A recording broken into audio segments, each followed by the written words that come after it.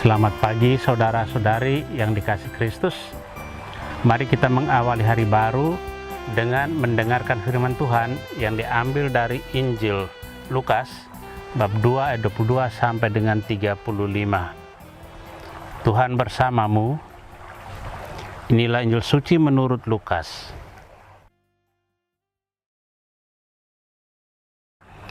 Ketika genap waktu pentahiran menurut hukum Taurat, Maria dan Yusuf membawa anak-anak Yesus ke Yerusalem untuk menyerahkan dia kepada Tuhan seperti ada tertulis dalam hukum Tuhan. Semua anak laki-laki sulung harus dikuduskan bagi Allah. Juga mereka datang untuk mempersembahkan kurban menurut apa yang difirmankan dalam hukum Tuhan, yaitu sepasang burung tekukur atau 2 ekor anak burung merpati.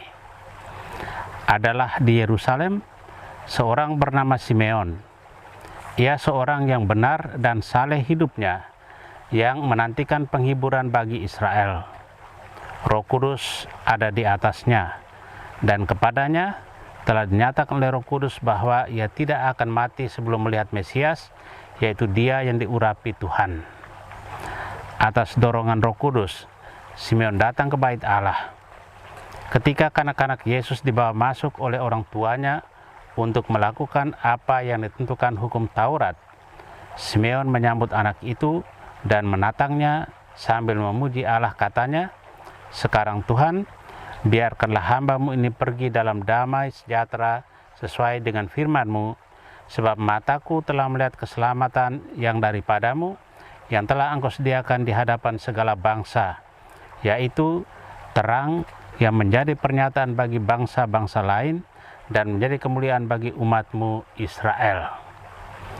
Yusuf dan Maria amat heran akan segala sesuatu yang dikatakan tentang kanak-kanak Yesus. Lalu Simeon memberkati mereka dan berkata kepada Maria, ibu anak itu, "Sesungguhnya anak ini ditentukan untuk menjatuhkan atau membangkitkan banyak orang di Israel, dan untuk menjadi suatu tanda yang menimbulkan perbantahan, dan suatu pedang akan menembus jiwamu sendiri, supaya menjadi nyata pikiran hati banyak orang." Demikianlah sabda Tuhan.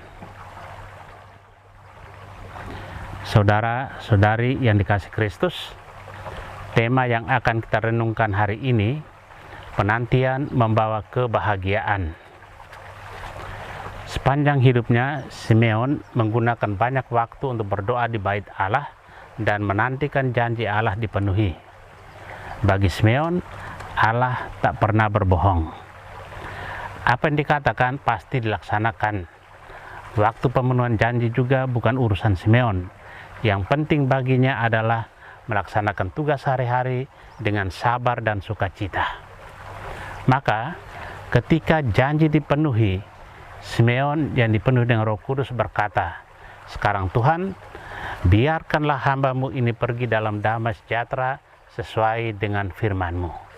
Sebab mataku telah melihat keselamatan yang daripada-Mu, yang telah Engkau sediakan di hadapan segala bangsa, yaitu terang yang menjadi pernyataan bagi bangsa-bangsa lain, dan menjadi kemuliaan bagi umat-Mu Israel." Penantian yang panjang dari seorang yang merindukan kedatangan Mesias akhirnya terjawab dalam diri anak yang lahir di kandang Bethlehem. Ada sukacita yang sangat besar dalam dirinya. Maka sesudah memberkati Maria dan Yosef, Simeon memperingatkan mereka bahwa anak ini ditentukan akan menjatuhkan dan membangkitkan banyak orang Israel. Dia menjadi penghiburan bagi banyak orang yang tengah dalam penderitaan. Saudara-saudari yang terkasih, dari pengalaman Simeon kita belajar bahwa waktu adalah suatu anugerah Allah bagi kita mempersiapkan diri sebaik-baiknya untuk menjumpainya menurut waktu yang dikehendaki Tuhan pula. Tuhan beri kepada kita banyak kesempatan untuk melakukan kebaikan bagi sesama. Apakah kita sudah menggunakan waktu yang disediakan dengan penuh tanggung jawab? Apakah setiap hari kita punya waktu untuk berdoa dan merenungkan sabda Allah? Apakah sabda Allah yang kita renungkan itu mengontrol hidup dan karya kita seperti yang dilakukan Simeon. Amin. Marilah kita berdoa. Tuhan, pagi ini kembali kami naikkan syukur dalam doa dan permohonan. Terima kasih sudah menjaga kami saat tidur maupun bangun. Terima kasih untuk udara sejuk dan segar pagi ini. Tuhan, kami hendak beraktivitas. Kami mohon tuntunan dan pemeliharaanmu. Jauhkanlah kami dari yang jahat dan berilah kami kekuatan dan kesehatan. Utuslah Roh Kudus-Mu menyatu dalam diri kami sebagai vaksin ilahi yang memberi kekebalan tubuh dan mematikan COVID-19 yang mengancam kehidupan kami. Kami serahkan hari ini ke dalam tangan-Mu. Kristus terang dunia, berkatilah keluarga-keluarga kami, ajarlah kami untuk saling mengasihi dan mengampuni.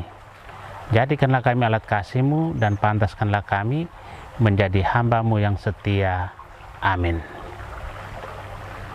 Tuhan bersamamu.